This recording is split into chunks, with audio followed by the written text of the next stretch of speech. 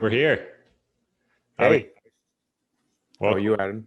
Doing great. How are you doing, man? I'm doing very well, thank you. Will you take a few moments to introduce yourself, please? Yeah, sure. So I'm Abhishek Gutgutia. Let's see, how should I describe myself? I've been a lifelong entrepreneur. I've been lucky to have run both tech businesses as well as non-technical businesses. I founded companies as well. Currently, I run the product function as a chief product officer at a company called Chronicled. And I've been there for several years. I've been in the Bitcoin and blockchain space for many years now, super passionate about it. But what I'm more passionate about is entrepreneurship in general and starting up companies, seeing new ideas come to life, new technologies enabling new possibilities and customer pain points getting resolved. Like that's really what drives me. And that's why we are here today. I have been noodling on an idea and you are a potential user customer, your audience potentially is as well. So I'm looking to really pick your brains on this idea and get your feedback on the idea as well. This is great because I often recommend this to folks doing some kind of potential customer interview. And I've done it myself. And that was much of the impetus for me starting this podcast because I was doing these potential customer interviews and I was seeing the patterns and the trends of like, there's not like something that we can listen to like learn about how to build a company, how to start a company, how to grow a company. There's competitors of course for me. There's Masters of Scale podcast. There's Reboot podcast. Uh, there's Tim Ferriss's podcast, but there wasn't anything for like my generation, younger founders, um, that people can kind of relate to. So that's the gap in the market that I'm filling. But I'm open for any questions you have, and hopefully this will be useful for people as well. Yeah, it. I hope so.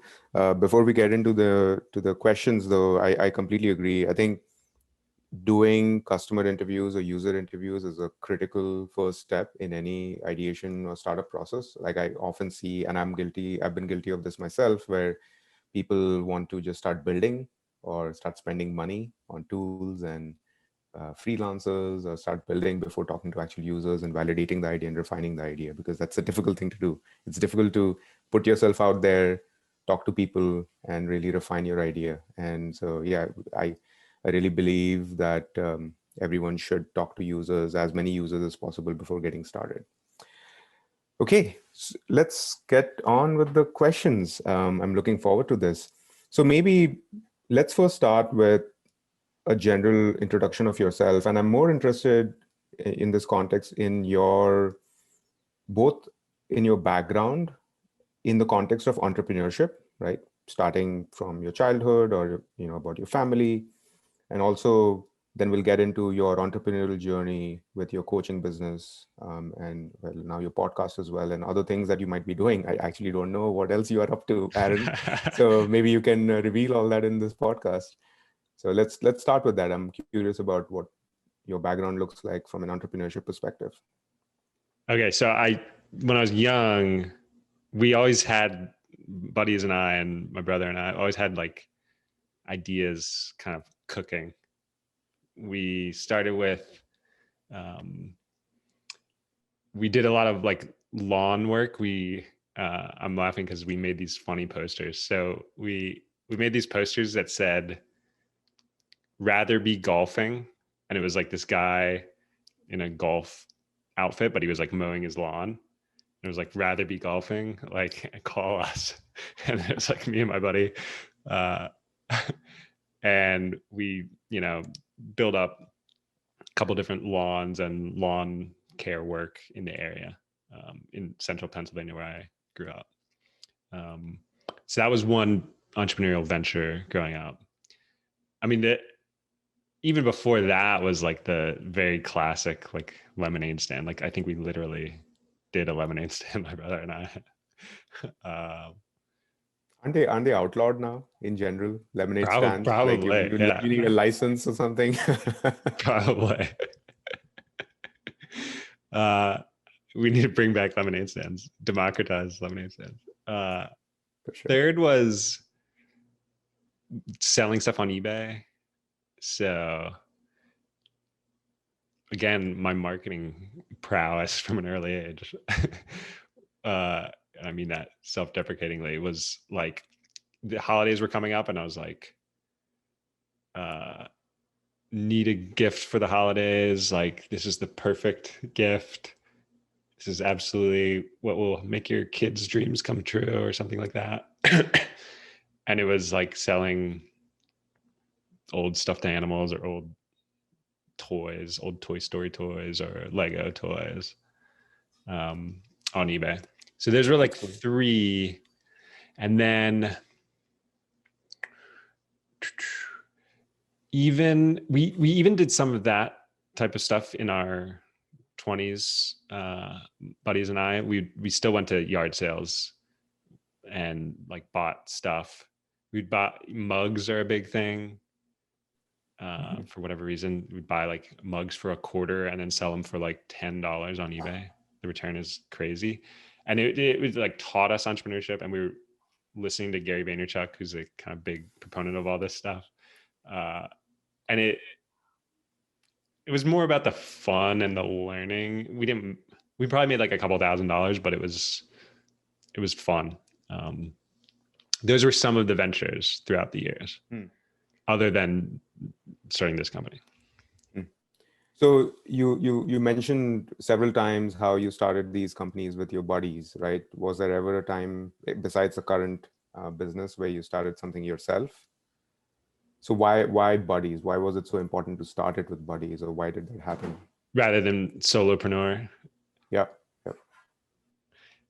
I don't know. There's something about the camaraderie, the not aloneness, the fun of it. Like, is it a crazy idea to sell this stuff on eBay? I don't know. Let me check with my buddy. And he was like, I got an old saxophone. Let's sell that. Right. So yeah, there was something there. Yeah. Do you, if you don't mind me asking, and it's okay if you don't want to answer, but do you come from like a entrepreneurial family? Is your family members, extended family, or the community that you grew up in, would you consider them entrepreneurial in nature? Somewhat. Not like hardcore entrepreneurship, but my dad runs a business. So he's a co-owner of a business, and he took that over 20 years ago or so, and has been running it ever since. So Okay. he is kind of an entrepreneur, a business owner. My That's mom, very entrepreneurial. right? That's an entrepreneur. Yeah. My Okay, mom that's good. sells, she does a lot of artwork on Instagram, and then people have requested it, and she's sold a few. And she sold art even before Instagram. She often donates the money, but it's she is like a low-key entrepreneur, even though she might not call herself that. Okay, interesting. Let's zoom into now. Let's fast forward a little bit and talk about your current venture that you've been running for several years now. Talk to me a little bit about what was the motivation behind that. Why did you get started with it to begin with? Yep. When we were at Accenture, because for listeners, Abhi and I were at Accenture together, we were in open innovation, and that within Accenture was like kind of an entrepreneurship opportunity, and we were meeting with a bunch of startups, and I just kind of got immersed in the whole vibe of it, being out in Silicon Valley. And then another buddy gave me 4-hour work week. It's funny. It's funny how these things, like, it's all linked to keep. We should do Like, Twitter poll of how many out there have had similar experiences, right? right? It's like there's like key books that like almost everyone has read and like create these movements. So 4 Hour Work Week was one for me, and it implanted into my brain through Tim Ferriss that I could quit, I could travel, I could do whatever I wanted to do, and that's exactly what I did. So I quit Accenture to travel throughout Southeast Asia, and I was like, well, what am I actually going to do? I'm not sure, but I had been coached. I'd gone to Tony Robbins events, and so I had that idea that that might be something I'm good at. And I was working with a coach and a team. They're great. I'll shout them out as A Path That Fits. They're out in the Bay Area, and they help people like figure out their career path.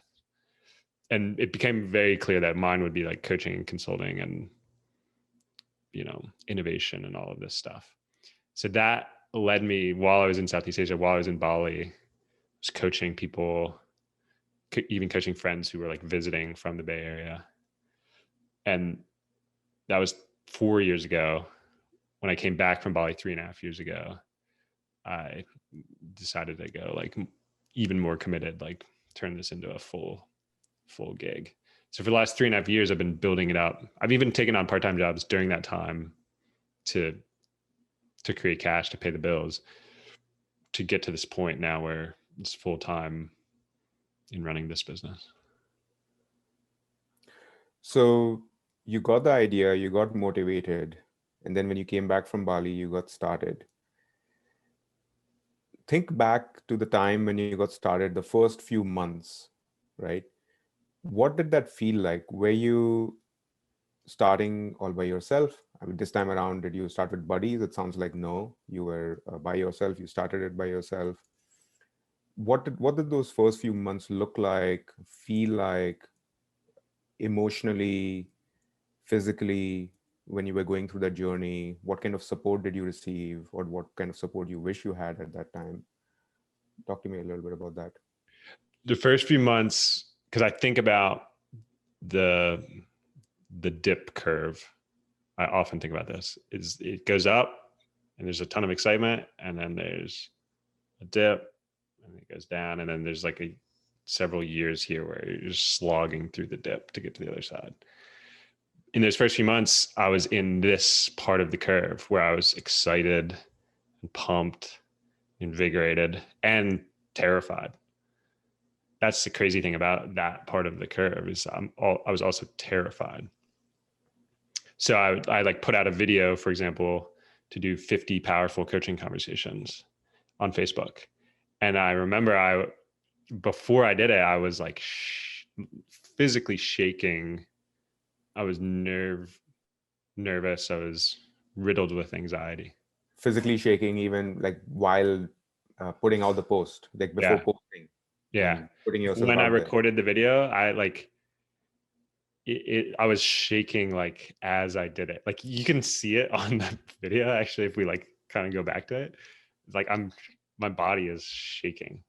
And I like did a whole like workout, and I did like a flow routine to like get prepared for it, but I was terrified.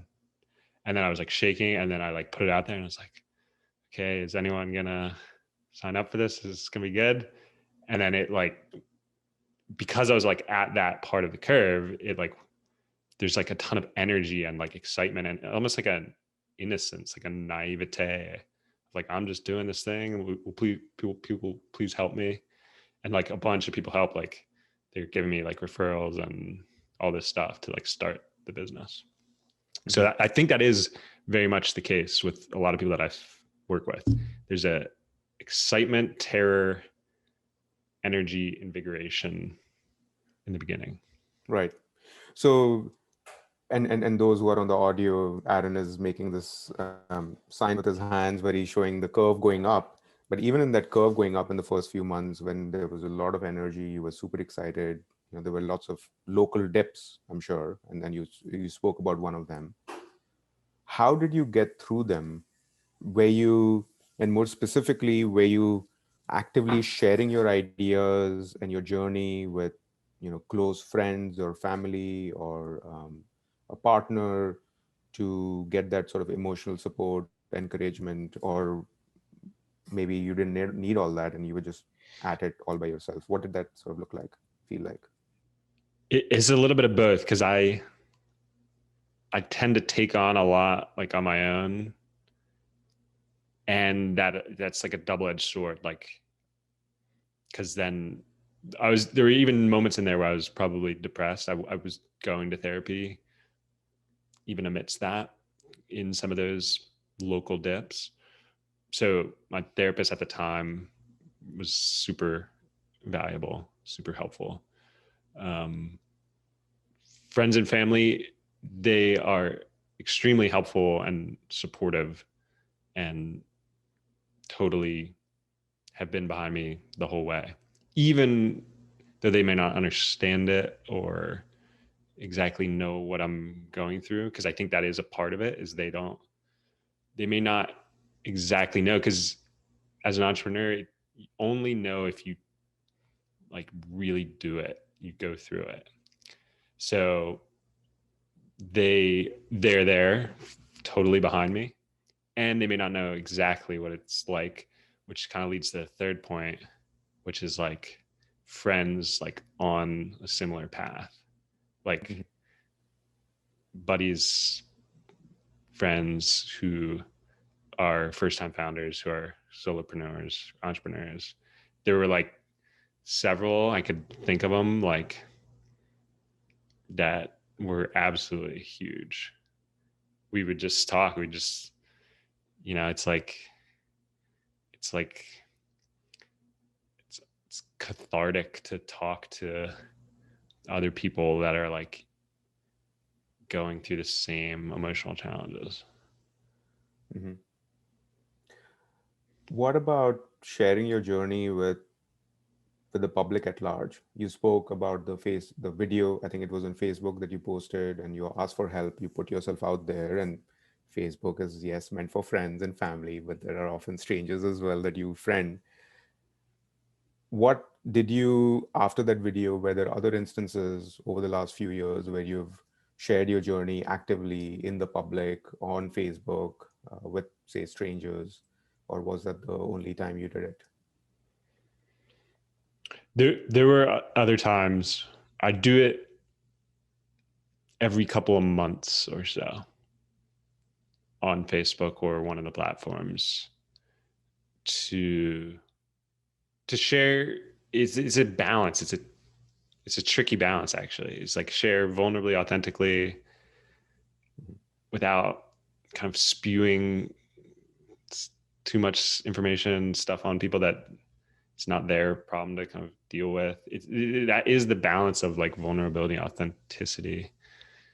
Even in this podcast, that I feel that, um, sharing, but not sharing too much, or that people don't actually, it doesn't actually serve anyone to kind of vomit everything onto them, because I see that too, and it's a bit uncomfortable. Right, right, right. What kind of, when you look back at your journey right since the beginning, what what kind of tools or platforms or community or social networks do you wish you had access to or were available to make your journey easier? Was there anything that could have made your journey easier as a human being, right? Again, from an emotional perspective, also from a functional perspective, right? Your startup being just successful, right? Not just the emotional journey that we all go through, especially first time founders, where we have, bouts of anxiety and depression and euphoria. What did you wish existed, or should exist?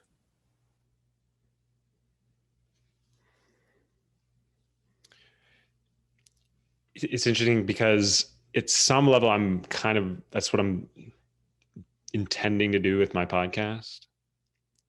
So it's always like we're like helping our like younger version of ourselves with whatever we're creating. So it's like with my podcast, for example, I'm intending to provide all of the resources, the books and things that I learned, that if somebody would have given them to me, it might have saved me like time and emotional energy, like the dip, like I'm explaining. Look, that is a huge insight. But it took me a few months to like figure out, oh yeah, the dip, like I'm in the dip. So there's like 2 or 3 months there of just like no man's land that I'm in. Uh, and so it's like, I think it's because I think the dip is inevitable. It's just like, it's like shortening the dip and providing the information and the resources and the knowledge so that it shortens it and relieves some of the emotional energy. That's kind of on the emotional side, but functionally, I am learning a lot from, we were joking about Gary Vaynerchuk, is like, I'm learning a ton from Gary and other people like that. There's insights that are like I need to be right on the present moment, so to speak, of what's actually happening. For example, podcasts right now are hot, and posting them to LinkedIn is like a very astute strategy from what I can tell. And so that I learned that through those interviews that I talked about, but also through Gary Vaynerchuk, where he says like he'll coach someone on his platforms and he'll say, okay, you're like a financial planner or whatever. The best thing that I recommend for you would be like start a podcast, post it to LinkedIn, do this, do this, do this. And he'll like give this playbook. For somebody else, he'll be like, you're a first time founder, you're starting, like a product that you're trying to like ship all around the world. You should not do LinkedIn. You should do like Instagram and post to Instagram continuously and then have people sign up through Instagram. Now that would not work for me, I don't think. So it's like the strategy functionally of social media and of growing a business really matters like in the moment with what's going on. Mm-hmm. Makes sense. Let's dig into the functional side a little bit more, right? So Gary, you've learned a lot from Gary, but how did you even realize that Gary could be your quote unquote coach? What did you do to even discover these resources from which you could learn and in the context of your business, right? And what's the right sequence of doing things, or what are the right channels, et cetera, right? How did you land at Gary, right? Did you actively search for resources and then you just chanced upon Gary and it clicked with you? Well, what I noticed was a lot of the people that were clients and also that were on my podcast, they would mention Gary. And so there was a pattern. I was like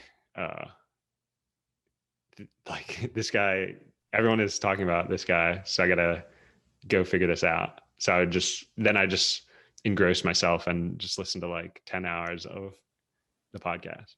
But it came through clients and people I had on my podcast. You know what? It's amusing. The picture that's coming to my mind is, that meme, the famous meme where the girl is looking at the guy, looking at another girl. It's like Tim Ferriss is looking at you, looking at Gary Vaynerchuk. You totally ditched him, huh?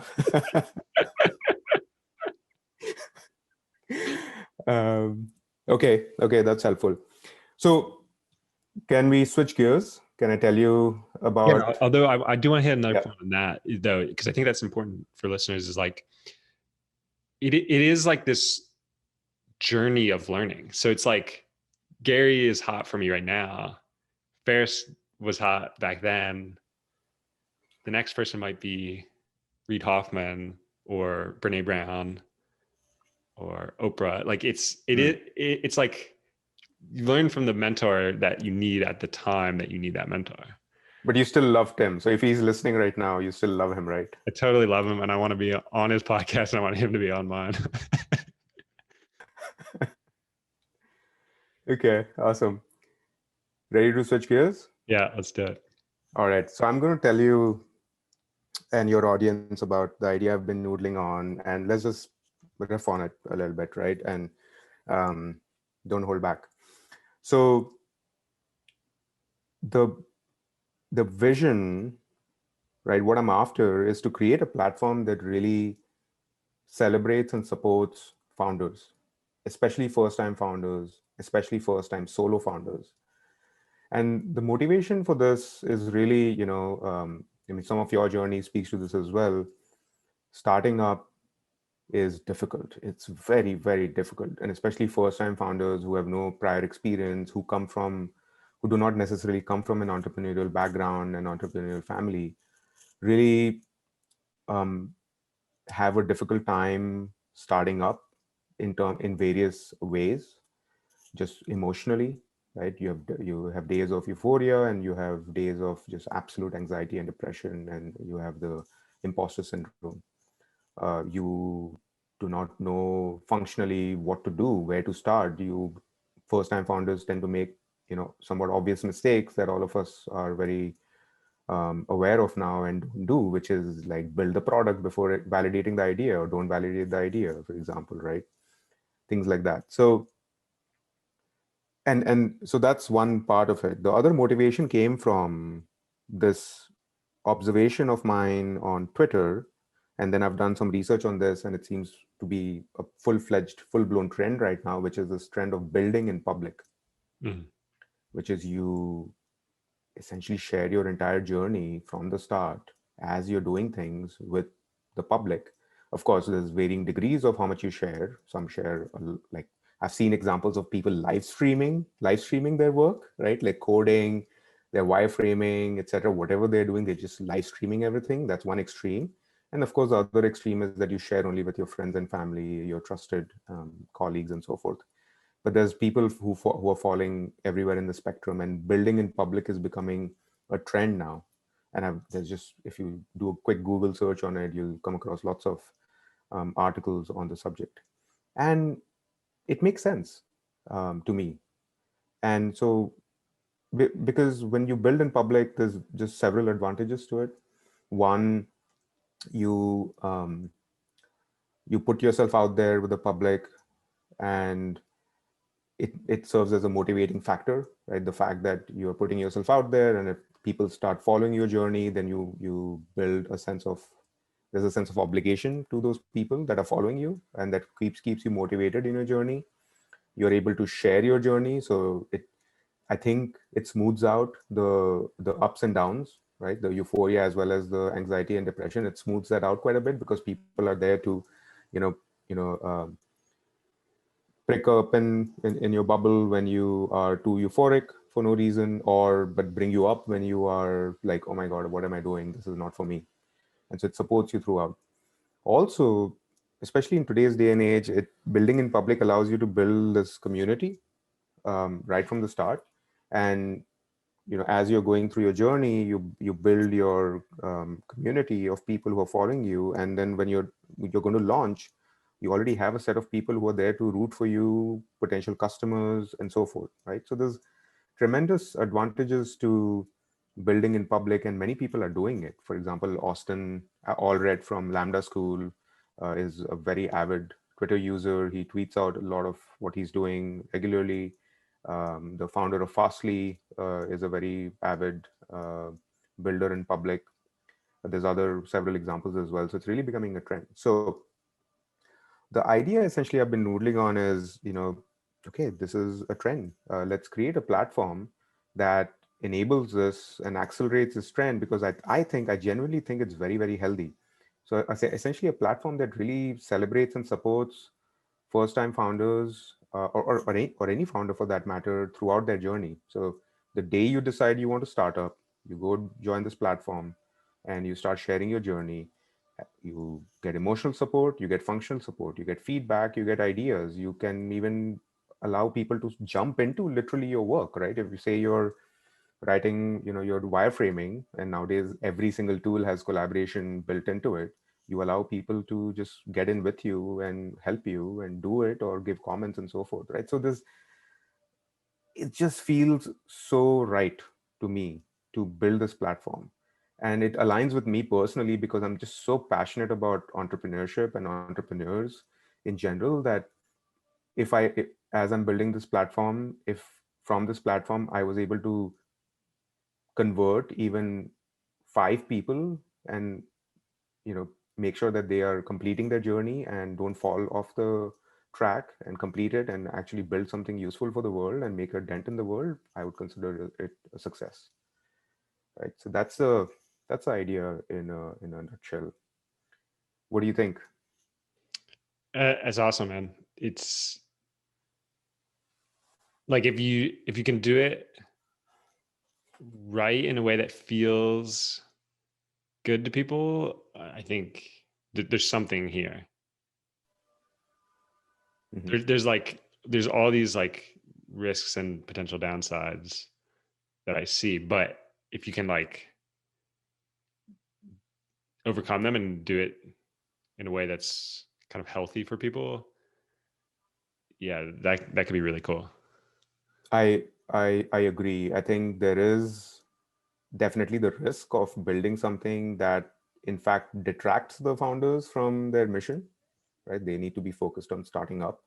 And so everything that the platform does or exposes them to has to augment their mission, augment their true calling and their startup journey rather than detract them from it to the benefit of the platform, right? So there's definitely a very fine balance that needs to be struck, and the platform has to serve the founders and not itself, which of course is easy to lose sight of, and in many social networks lose sight of that very quickly. But that's very important. Uh, what kinds of downsides do you see, though? What risks do you see? So I see, yeah, I think the business model will be really important because I see like if it turns into a social media platform that has ads or whatever, not that ads are inherently bad, but there's just risks of the dynamics and how the money flows to what will happen. Yeah, yeah. You see what I'm seeing? Yeah, definitely no ads. There might be sponsorships, right? Which, again, to your point, are healthy and are in fact again meant to serve the founders. So if there's a like Fiverr is a fantastic tool for founders in general. If Fiverr is sponsoring some section in the platform, that's a good thing because a lot of people don't even know about Fiverr, don't Mm-hmm. even know about Upwork, don't know about a massive number of tools out there which make it super easy for people to launch their companies, start their companies at very, very low cost. Like really today, there's very little excuse. I mean, there's enough tools out there to help you really make sure that you can just focus on your unique insight and build on that rather than worry about costs, worry about a lot of the other things that you need, a lot of the infrastructure that you need to set up in order to start your company. So those kinds of things, but a lot of people are not aware of it. So functionally, right? So functionally, this platform would also be a place where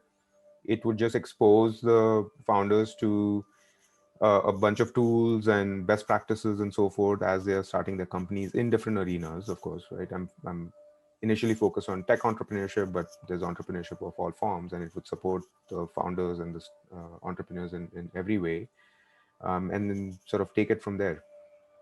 Um, if this, what is your reaction to the trend of building in public, because it is quite anxiety inducing, and we are doing this right now. I am doing this right now. I'm coming on your podcast sharing this idea, and it is not easy. I am building in public, right? Your audience is going to hear this, and some of them will judge me. Somebody might try to steal the idea, right? So there's a lot of those anxieties. And by the way, to everyone who's listening, ideas are worth nothing. It's all about execution. So don't worry. If you steal this idea and if you execute and you do it faster than me and you get it out there, I will thank you for it and I'll move on to the next idea. It's okay. So if you want to steal this idea, go for it. All rights granted. Um, but So what's your reaction to building in public? Do you think that's a good thing, or do you think that's a little bit too wacky? Well, I just want to say it's interesting because the the doubt or whatever we want to call it that I had, that's just like a really interesting phenomenon, because you're starting and you're like, you have this idea, and then there's like me over here saying like, I don't know, like there's some risks and there's some downsides. So I just want to like call that out, is like that is what happens. And so like this is actually an interesting moment, because it's like, it's not that I doubt you at all. I believe in you.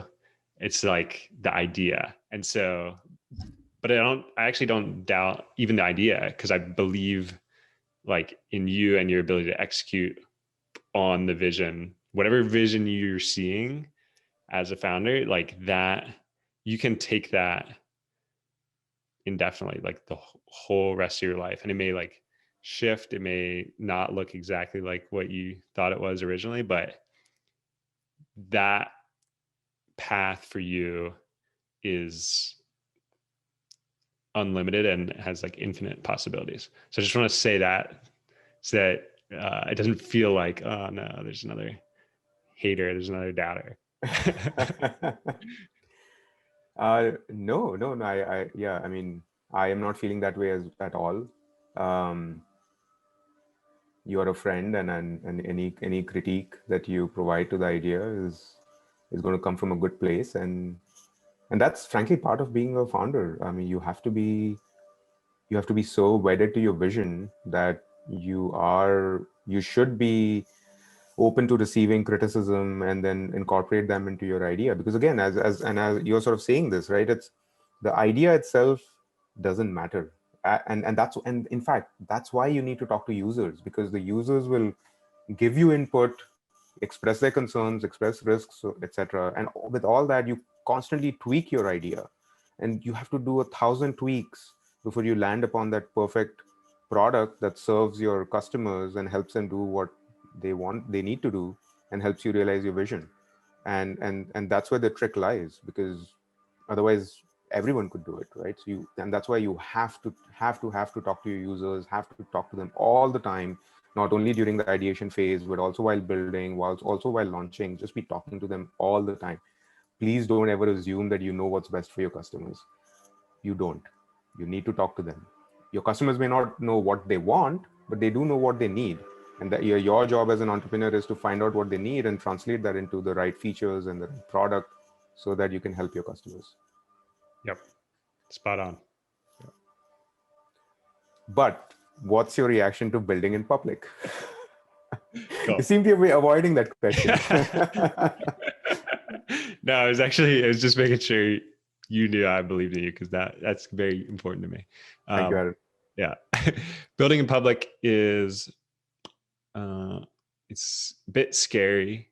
It's also one of the most useful things I've ever done. It's almost like that is what is propelling my company and making things work, to your point. So putting this podcast out there, the first couple episodes of the podcast, for example, were just like the write-ups were like, if you go to my website, the write-ups are like a few sentences. I didn't even have a picture. Like I didn't even know what I was doing. Now, like 16 or 17 episodes in, it actually like comes out pretty good. And it like, there's a nice picture of the person. It promotes them. It spreads because people like are interested, hopefully. Whereas before, I thought I was gonna like coach people and that would be interesting. It just didn't quite land. I may go back to that at some point, but it didn't quite land. What building in public has shown me is that what's landing with people is like promoting the founders, celebrating them, showcasing what they're working on, and talking about the challenges. So it's not like this all celebratory thing. It's not like this like rainbows and butterflies thing. I'm intending to show the emotional challenges as well, which is resonating with people. And so that building in public sending my podcast to people,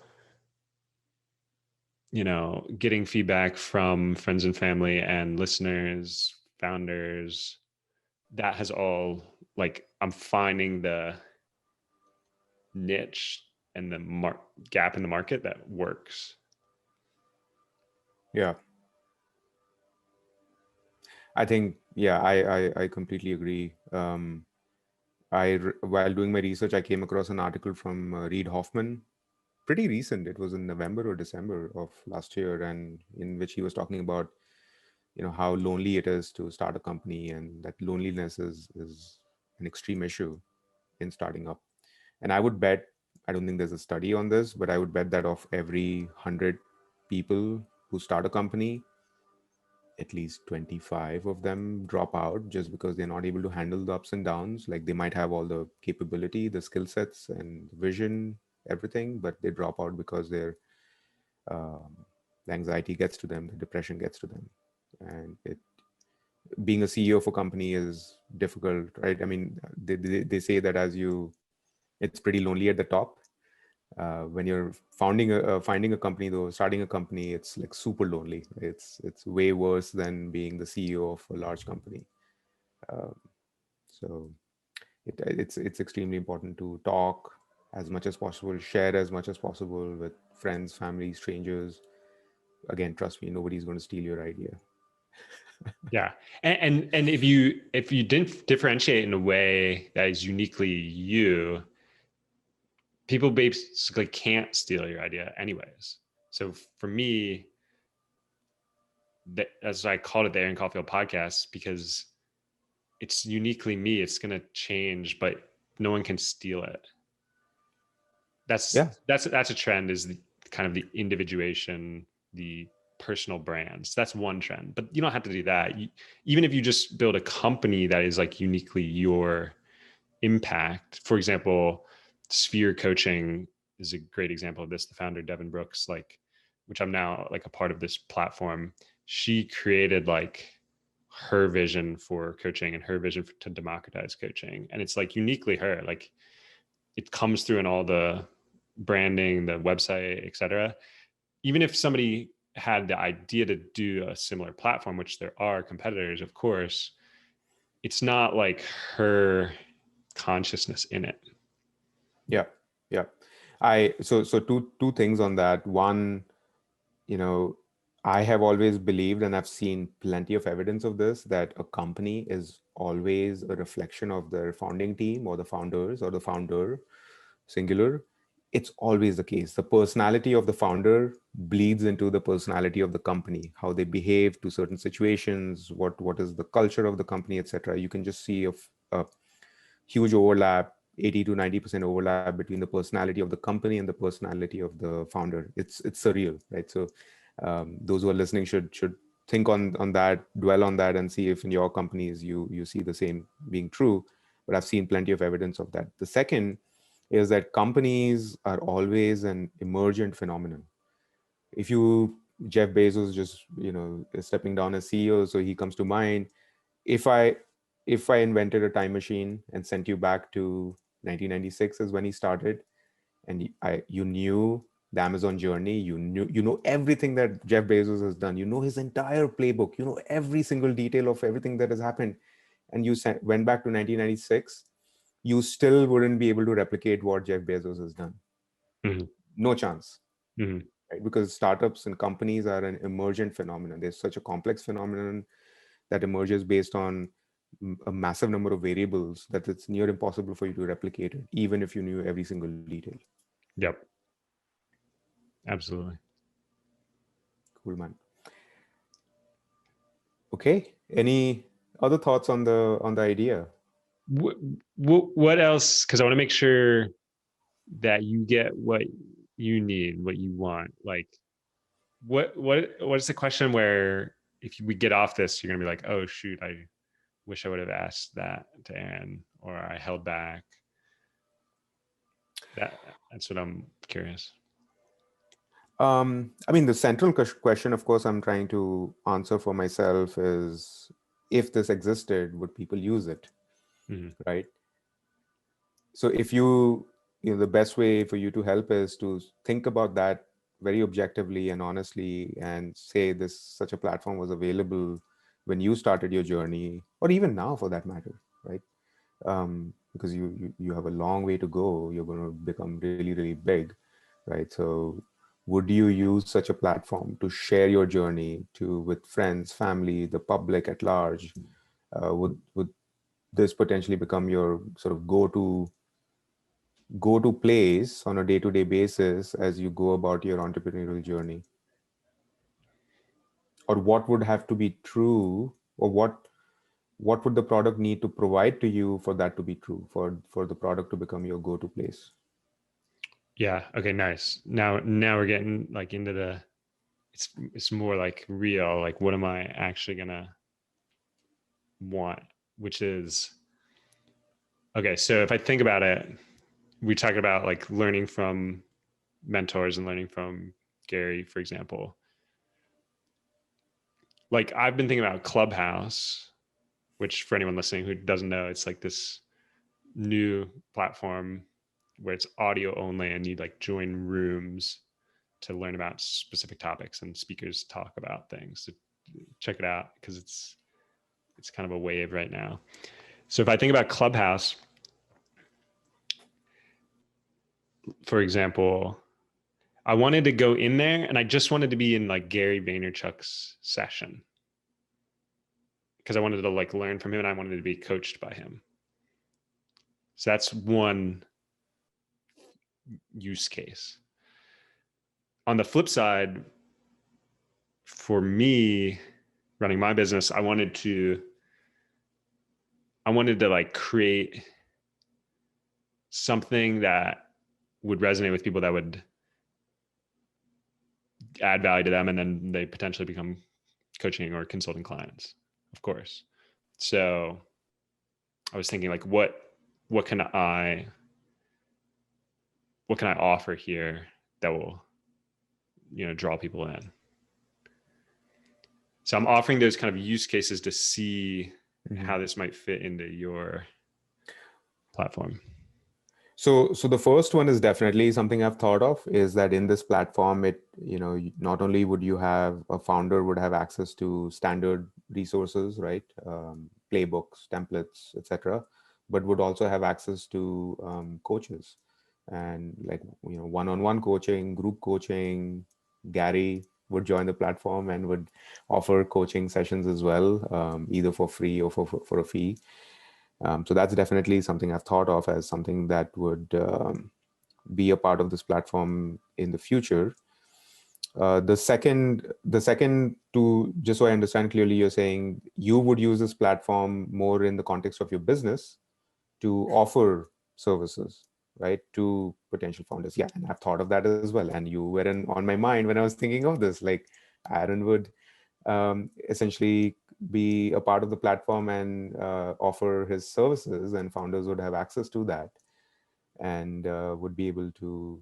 This would allow Aaron to obtain additional clients, right? So that's definitely a part of the idea of the whole vision as well. So again, the idea is that I want this to be a one-stop shop for founders as they go about their journey from day one to whenever, right? This is there for them all the time. There are resources available, of course, right? All over the internet. There's different tools people use for different things, but it's, in my research and in my experience, it's quite fragmented. Like, there's no, like, people for example, people use Twitter, people use Facebook, people use LinkedIn, Twitch for live streaming, but none of those platforms are founder focused, right? Twitter is not meant for founders per se, right? It's a great platform for sure, but it's not really founder focused. And there's a lot of quote unquote noise that comes along with your participation in Twitter. LinkedIn, of course, is meant for professionals, right? It's a very, very different, almost formal setting. Facebook is a very casual setting, right? Meant for more casual interaction with friends. So it's not meant for founders. So I really want this to be a one-stop shop, a founder-focused social network, and a social platform, if you will. I thought of a few others as well, Abhi.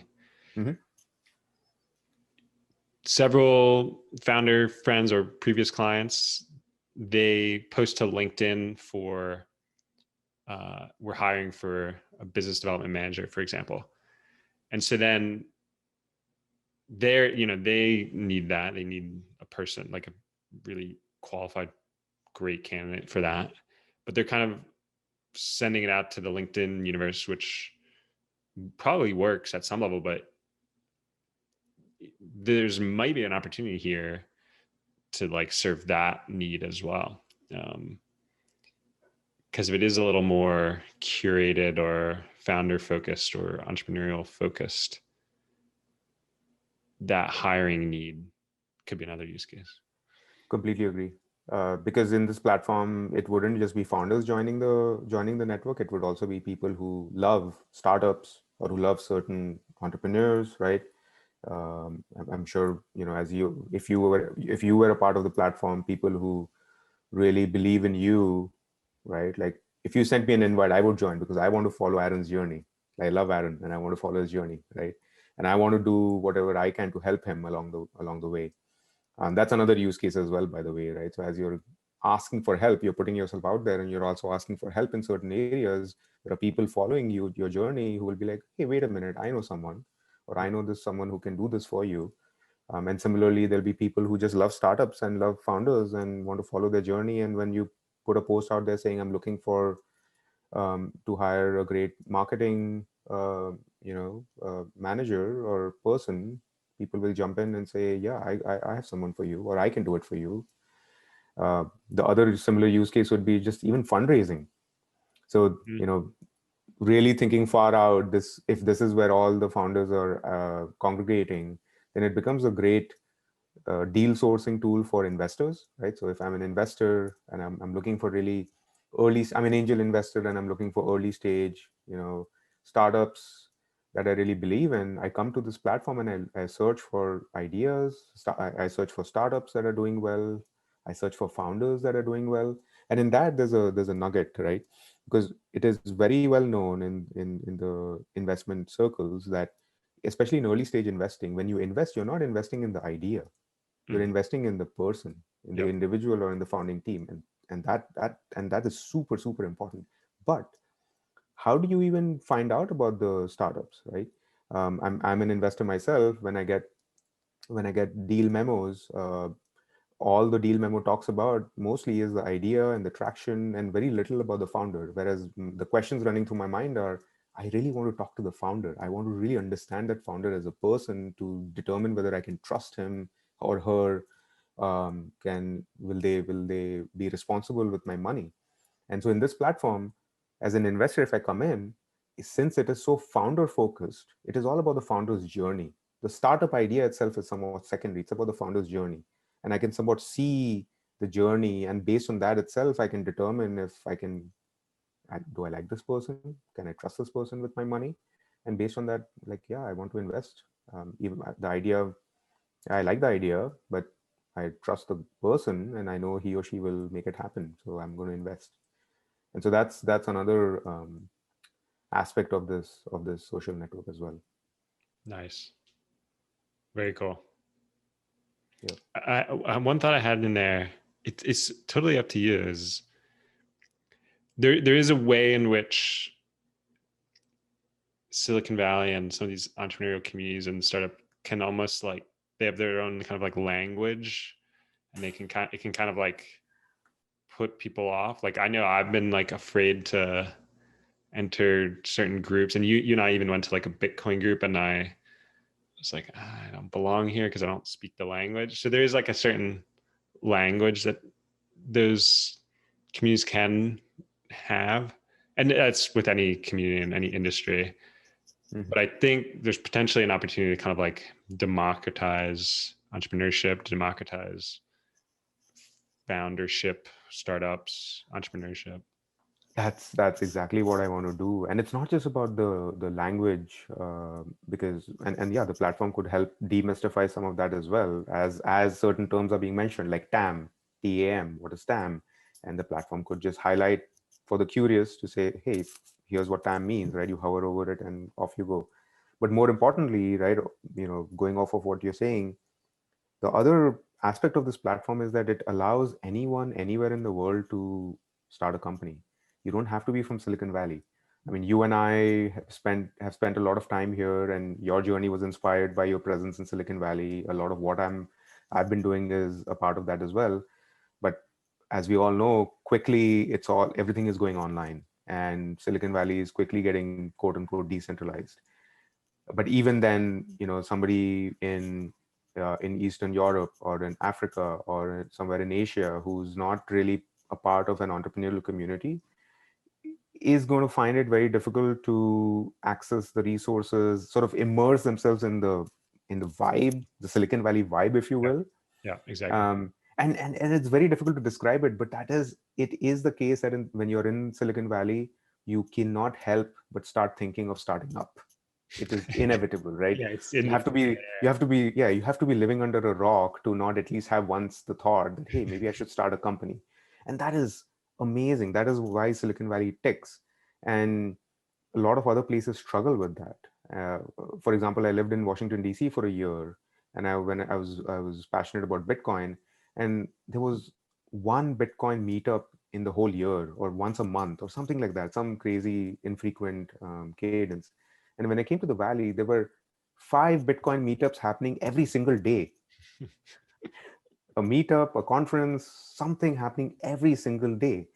That's crazy, right?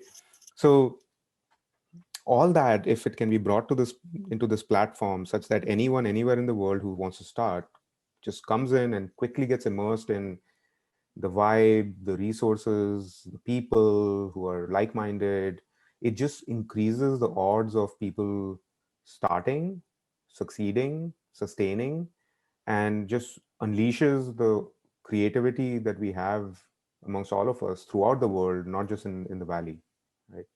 That's huge, man, because I imagine what happens now is that it's somewhat constrained to the Valley and other entrepreneurial communities and VC money. And there's like certain playbooks and resources that get passed around,